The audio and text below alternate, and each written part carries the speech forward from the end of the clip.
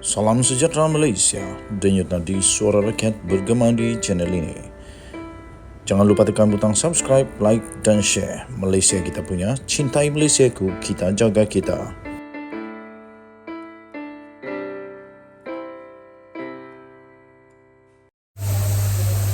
Salam sejahtera Malaysia, denyut nadi suara rakyat bergema di channel ini. Selamat Hari Raya, berhati-hati mandu, berhati-hati makan, amalkan kesederhanaan dan jangan terlampau membazir. Anwar mendakwa Muhyiddin. Wah, Anwar dakwa Muhyiddin. Sekali lagi lah Muhyiddin kali ini lah anda jawab. Anwar dakwa Muhyiddin keluarkan kenyataan cenderung mengapi-apikan.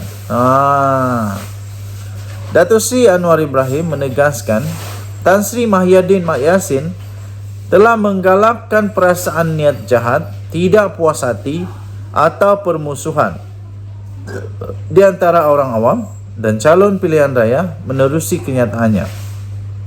Datuk Seri Anwar Ibrahim menegaskan Tan Sri Mahyadin Mat Yassin telah menggalakkan perasaan niat jahat, tidak puas hati atau permusuhan antara orang awam dan calon pilihan raya menerusi kenyataannya bahawa Perdana Menteri menerima 15 juta ringgit sebagai penasihat ekonomi Selangor sebelum ini.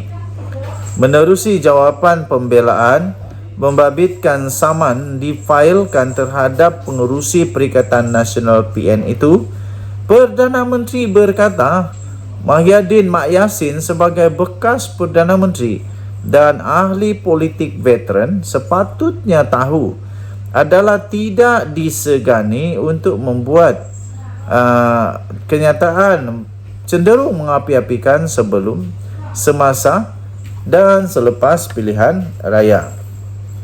Beliau berkata ia terutamanya apabila kenyataan sedemikian boleh berunsur fitnah dan boleh berniat jahat.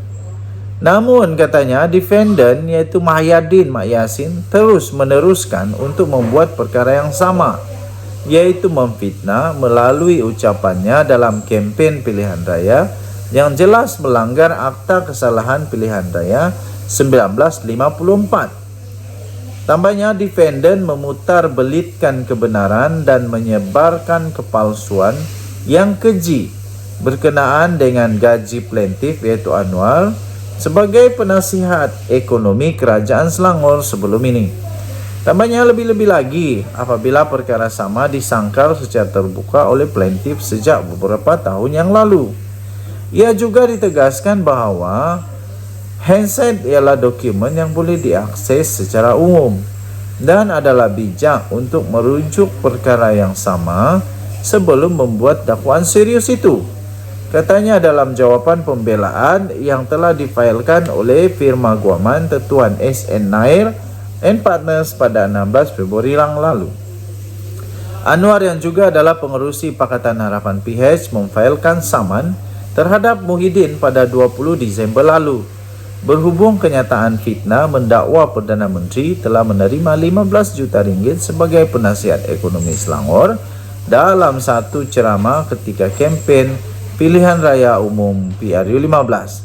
Kenyataan itu didakwa dikeluarkan oleh Muhyiddin di ceramah Grand Finale PN Padang Serai di Taman Selasih, Kulim sewaktu kempen PRU15 5 Disember lalu.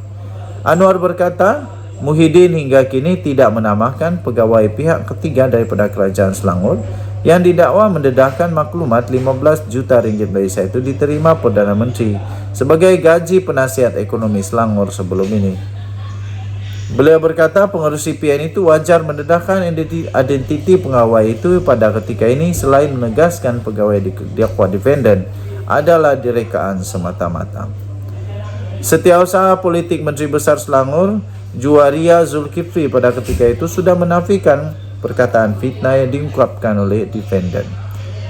Malah fakta material ini tidak dicabar dalam apacara sekalipun dengan butiran oleh defendant dalam pernyataan pembelaan yang hanya menunjukkan pernyataan itu adalah palsu. Denyut nadi suara rakyat bergema di channel ini. Jangan lupa tekan butang subscribe, like dan share. Malaysia kita punya, cintai Malaysia, aku kita jaga kita. Bye bye. Salam sejahtera Malaysia, denyut nadi suara rakyat bergema di channel ini. Sekali lagi, selamat Hari Raya. Selamat Hari Raya kepada semua rakyat Malaysia yang menyambut Hari Raya pada hari ini.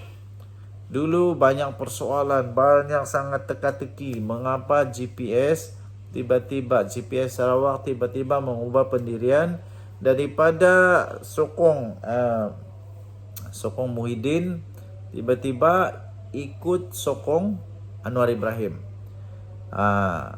Rupa-rupanya ini cerita di sebalik cerita. Fadilah dedah timbalan Perdana Menteri. Fadilah dedah alasan sebenar mengapa GPS tukar pendirian isu calon Perdana Menteri. Sehari selepas pilihan raya umum PRU15 pada 19 November tahun lepas, Gabungan Parti Sarawak atau GPS muncul sebagai blok keempat terbesar di Parlimen dengan 23 kerusi. Gabungan itu seterusnya membuat pilihan Perdana Menteri mereka. Mereka mahukan Muhyiddin Yassin, iaitu pengerusi Perikatan Nasional PN yang merupakan juga blok kedua terbesar di Parlimen. Bagaimanapun, apa yang mengejutkan ialah pengumuman pengerusi GPS Abang Johari Openg bahawa BN dan Gabungan Rakyat Sabah GRS turut menyokong Muhyiddin. Namun, 2 hari kemudian pendirian GPS berubah dan memberi syarat bahawa ia akan menyokong mana-mana calon Perdana Menteri yang dipilih oleh Yang di-Pertuan Agong. Dalam temu bual dengan Malaysia Kini baru-baru ini, timbalan Perdana Menteri Fadilah Yusof yang juga pemimpin kanan GPS akhirnya menjelaskan apa yang membawa kepada perubahan pendirian gabungan itu. Fadilah menjelaskan bahawa Muhyiddin dan Abang Johari telah bercakap melalui telefon sejurus selepas pilihan raya. Ini menyebabkan GPS memutuskan secara kolektif bahawa mereka akan menyokong Muhyiddin untuk menjawat jawatan Perdana Menteri. Itulah hakikatnya pada ketika itu. Akhirnya perkara yang berlaku di Semenanjung melibatkan Barisan Nasional. Mereka kata mereka tidak bersama Muhyiddin. Mungkin ada beberapa ahli yang menyokong Muhyiddin, tetapi Majlis Tertinggi tidak menyokong. Jadi apa saja akuan berkanun SD yang dibuat untuk menyokong Muhyiddin adalah tidak sah, kata Fadilah yang turut menolak tanggapan bahawa GPS dikelirukan kerana menganggap Muhyiddin mempunyai sokongan yang cukup. Dia menjelaskan bahawa Muhyiddin telah mengemukakan SD dengan nama 115 ahli parlimen kepada Istana Negara. Namun pemimpin tinggi BN menafikan menyokong Muhyiddin. Ini, kata Fadilah, menyebabkan Istana Negara memanggil pemimpin Perikatan Nasional, Pakatan Harapan, Barisan Nasional dan GPS untuk menentukan siapa yang mereka sokong sebagai Perdana Menteri. Tiada rundingan, bergantung kepada kebijaksanaan Agong. Fadilah mengetuai delegasi GPS yang diiringi oleh Alexander Nantalinggi, Richard Rayot dan Aaron Algo Dagang. Ini yang berlaku. Kami diberitahu bahawa tidak ada kejelasan sebenarnya mengenai siapa yang akan menjadi Perdana Menteri dari segi sokongan daripada anggota ahli parlimen. Jadi Agong menyatakan bahawa senario terbaik ialah GPS untuk membantu membentuk kerajaan perpaduan. Siapa yang akan menjadi ketua? Tidak disebut. Baginda berhajat ada kerajaan perpaduan dan minta pandangan kami. Pendirian kami ketika itu, kami telah menulis SD kami ke istana menyokong Muhyiddin. Tetapi GPS akan menghormati apa saja keputusan yang dibuat oleh Agong dan kita akan menyokong pembentukan kerajaan perpaduan demi kestabilan negara. Baginda berasa lega kerana atas pendirian kami yang memberi Baginda ruang untuk memutuskan apa yang terbaik untuk negara, katanya. Fadilah menegaskan bahawa sebelum pelantikan Anwar Ibrahim sebagai Perdana Menteri pada 24 November tahun lepas, tiada rundingan lain dengan gabungan lain. Ditanya sama ada GPS telah meletakkan permohonan maaf DAP sebagai syarat untuk menyertai kerajaan Anwar, Fadilah menjawab tidak juga.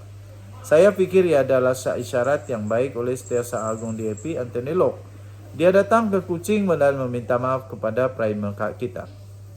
Tetapi seperti yang saya katakan, objektif utama GPS adalah untuk membentuk kerajaan yang stabil dan kuat. Kita tidak mampu untuk bermain politik lagi, katanya. Denyut nadi suara rakyat bergema di channel ini. Jangan lupa tekan butang subscribe, like, dan share. Selamat Hari Raya. Bye-bye.